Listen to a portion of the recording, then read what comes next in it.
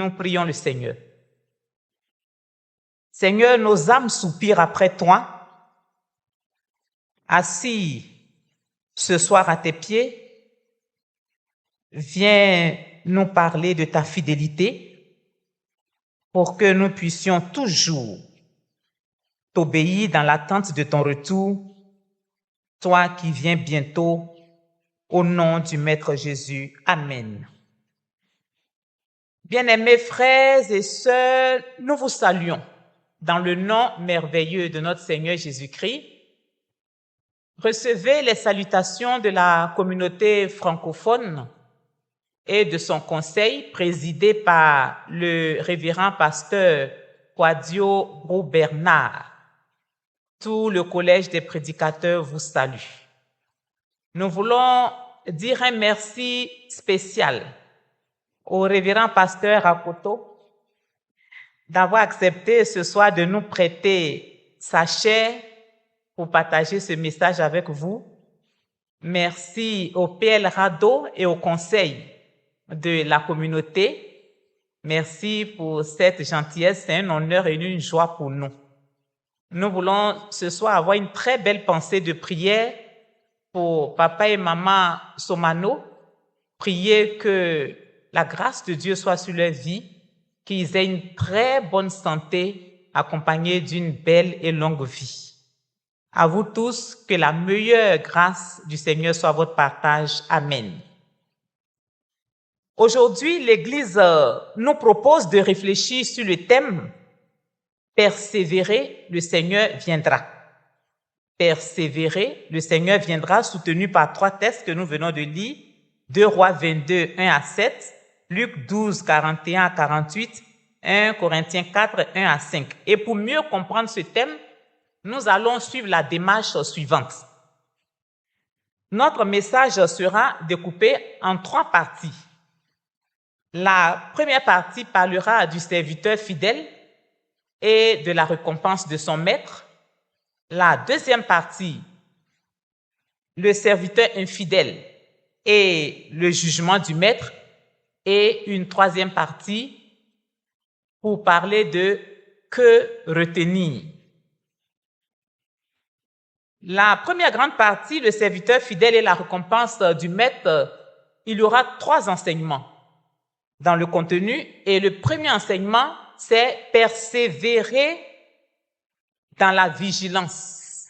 Persévérer dans la vigilance qui est tiré du texte de Luc.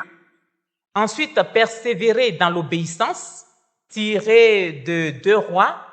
Et puis, persévérer dans le service fidèle, tiré de notre texte des Épîtres 1 Corinthiens 4.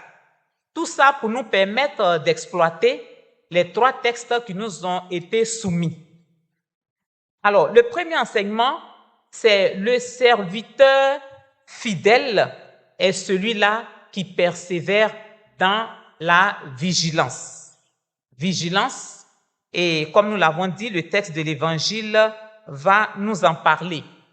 Le texte de l'Évangile, nous en parlons en premier parce que c'est notre texte de base. C'est lui qui nous a permis de sortir le plan de notre réflexion de ce soir. Alors, ce passage-là que nous avons lu dans Luc fait suite à l'enseignement du Seigneur Jésus-Christ quand il disait qu'il ne fallait pas s'inquiéter pour les biens matériels et qu'il fallait plutôt constituer un trésor dans le ciel en attendant son retour. Donc, dès qu'il a dit cette parabole, Pierre a pris la parole pour lui poser une question et il a dit, c'est à nous les disciples seulement que s'adresse cette parabole ou elle est pour tous?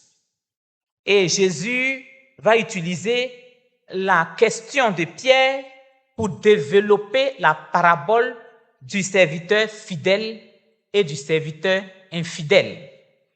Alors, Jésus va donc expliquer que un de ses enseignements les plus importants, c'est pour dire que notre vie sur cette terre ici est une attente. Donc, tout chrétien qui vit, sa vie doit être orientée vers le retour du Maître. Et ce jour-là, le chrétien rencontrera son Maître Jésus et en ce moment-là, une joie va sortir de lui lorsqu'il entendra « Heureux ce serviteur que son maître à son arrivée trouvera ainsi » dans Luc 12, verset 43. Alors, dans ce passage, notre Seigneur Jésus nous avertit. Il avertit qu'il faut persévérer. Il faut persévérer dans la vigilance. Jésus, c'est vrai, il n'a pas répondu directement à la question de Pierre, mais il fallait comprendre au travers de sa réponse que le serviteur fidèle est censé être celui-là qui est responsable du salut de ses frères. Donc, ce sont les pasteurs, ce sont les fidèles, c'est nous tous qui sommes engagés dans le combat du salut des âmes. Dans ce passage également, Christ nous avertit contre le péché des privilégiés. Ce sont des personnes qui, dans l'Église, utilisent leur position, utilisent leur titre, leur réputation pour étendre leur règne, au lieu de se concentrer sur le règne de Dieu. Donc, faisons attention. Faisons attention, persévérons dans la vigilance. Parce que si nous sommes des serviteurs fidèles, c'est que nous devons être constants dans la prière, constants dans l'amour, constants dans le service, constants dans la vérité. Et c'est cela qui va nous préparer à attendre la venue de notre Seigneur pour être au bénéfice du royaume des cieux. Le deuxième enseignement, le serviteur fidèle est celui-là qui persévère dans l'obéissance. Nous avons parlé de la vigilance, nous parlons maintenant de l'obéissance et c'est le texte de 2 Rois qui nous parle de cette obéissance-là. L'exemple qui nous est donné, c'est l'exemple du roi Josias. Alors Josias a été roi, il a occupé le trône dès son jeune âge. Il a hérité d'un royaume corrompu, un royaume d'idolâtrie, un royaume d'injustice, mais au lieu de suivre la trace de ceux qui l'ont précédé, c'est-à-dire le roi Manassé et le roi Amon, lui, il choisit la voie de la fidélité et de l'obéissance à Dieu. Ce texte donc donne un enseignement très important à notre jeunesse. Parce que Josias montre que la jeunesse, si vous voulez, le jeune âge, les difficultés et la corruption de ce monde dans lequel nous sommes ne sont pas des excuses pour que la jeunesse abandonne Dieu. Il montre qu'il faut persévérer. Même quand les débuts sont difficiles, il faut persévérer. Dieu n'attend pas de nous que nous soyons très expérimentés. Non, ce qu'il cherche, c'est que nos cœurs soient sincères. Il a donc entrepris après, dans la suite du texte, la restauration du temple. Et cela a été suivi d'une réforme spirituelle pour tout le pays. Bien-aimés frères et sœurs, dans ce texte, Josias enseigne que la persévérance dans l'obéissance attire la présence de Dieu. Il n'a pas laissé la corruption d'éteindre, entacher sa foi. Donc toi qui nous écoutes aujourd'hui, prépare ta vie.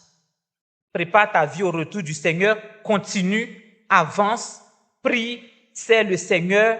Le Seigneur voit, il voit ton zèle, il reviendra assurément et il te récompensera. Notre troisième niveau d'enseignement est le serviteur fidèle, est celui qui persévère dans le service fidèle. Et cela, nous le voyons dans notre troisième texte tiré de 1 Corinthiens 4, les versets 1 à 5. Alors dans ce passage, l'apôtre Paul fait un témoignage. Il témoigne qu'il faut persévérer dans la fidélité, dans le service que le Seigneur nous confie. Paul considère que lui, Paul, il n'est pas un patron. Il est un intendant, il est un serviteur des mystères de Christ. Paul sait que son service sera jugé. Il sait que son service ne sera pas apprécié de tout le monde. Paul sait que son service sera critiqué et que son service sera même oublié des hommes. Mais ça, ce n'est pas important pour lui. L'essentiel pour lui, c'est de continuer, de persévérer dans le service fidèle, c'est-à-dire un service accompli dans la loyauté, dans l'intégrité et dans le dévouement. C'est ça l'objectif de Paul. Parce que Paul sait une chose, il ne travaille pas pour plaire aux hommes, il travaille pour plaire à Dieu. Parce qu'il sait que Dieu seul juge avec justice et notre récompense ce jour-là viendra de Dieu. C'est pour ça que Paul a dit, ce qu'on demande aux serviteurs, c'est que chacun soit trouvé fidèle. 1 Corinthiens 4, verset 2. Frères et sœurs, retenons avec l'apôtre Paul que nous devons servir sans nous lasser. Continuons à faire le bien, à annoncer la parole de Dieu, à aimer les autres. Même quand personne ne voit ce que nous faisons, continuons car Dieu voit et il prépare une récompense éternelle pour ceux qui persévèrent. Nous arrivons à notre deuxième partie, le serviteur infidèle et le jugement du maître. Dans cette deuxième partie, nous avons deux niveaux d'enseignement. Le comportement du serviteur infidèle et le jugement du maître.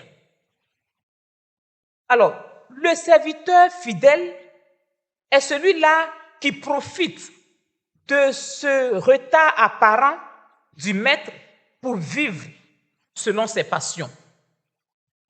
Il oublie la présence de Dieu, il oublie que Dieu va revenir et il fait ce qu'il veut. Il dit, mon maître tarde à venir. Luc 12, verset 45. Le serviteur infidèle est celui-là qui abuse de l'autorité. Il abuse de l'autorité que Dieu lui a donnée. Il se met à battre les serviteurs et les servantes comme dans le texte que nous avons lu, Luc 12, verset 45. Et il transforme le service en pouvoir. Il blesse tout le monde, il frustre tout le monde au lieu d'édifier le peuple sur lequel il est établi. Le serviteur infidèle est encore celui-là qui cherche les plaisirs du monde. Il mange, il boit, il s'enivre, il préfère les satisfactions de la chair à la communion avec Dieu et son cœur ne craint pas Dieu. Le serviteur infidèle est encore celui qui connaît la volonté de Dieu. Il connaît la volonté de Dieu, mais il ne la met pas en pratique. Ça, c'est ce qu'on appelle la désobéissance volontaire. Le jugement du maître viendra sur ce serviteur infidèle. Un jugement soudain, un jugement inattendu. Le maître viendra le jour où il ne s'y attend pas. Luc 12, verset 46. Alors, le retour du Seigneur surprendra ceux qui ne persévèrent pas. Le serviteur infidèle perd toute sa part dans la maison du maître. Il reste retranché et il est exclu du royaume. Luc 12, verset 46 dit, il le mettra en pièces et lui donnera sa part avec les infidèles. Le serviteur infidèle subit une sanction proportionnée. Alors, de tout ce que nous venons de dire, qu'est-ce que nous devons retenir? Ce monde dans lequel nous sommes contient tellement de choses. tant d'épreuves, des choses qui pourraient nous éloigner nos cœurs de Dieu. Persévérer donc est une tâche qui semble extrêmement difficile.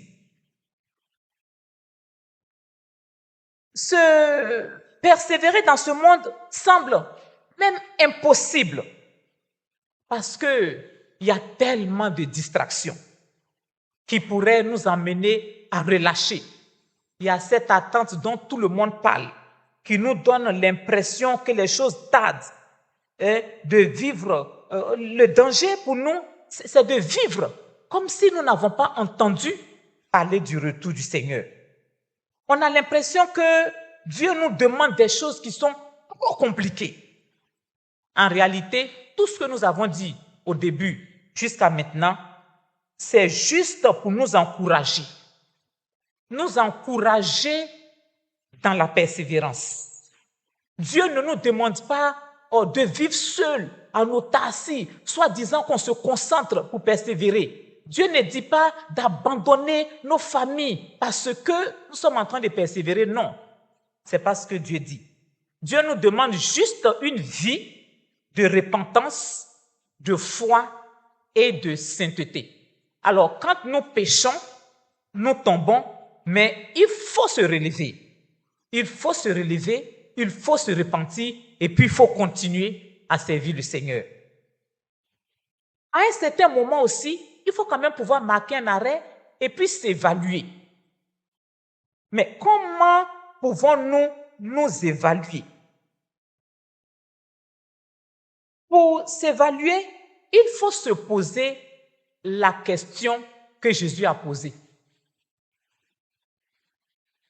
Jésus a dit, quel est ton trésor? La Bible dit que là où est ton trésor, là aussi est ton cœur. Et nous le trouvons dans Matthieu 6, verset 21. Es-tu accroché à tout ce que tu possèdes sur cette terre? Qu'est-ce que tu aimes vraiment? Notre amour et notre attachement en disent long sur notre caractère, sur notre manière d'être. Peu importe ce que tu peux dire, ce que tu peux professer, peu importe la communauté que tu peux fréquenter, ce n'est pas ça le plus important. La vraie question que nous devons nous poser, c'est aimes-tu le maître? Sers-tu le maître?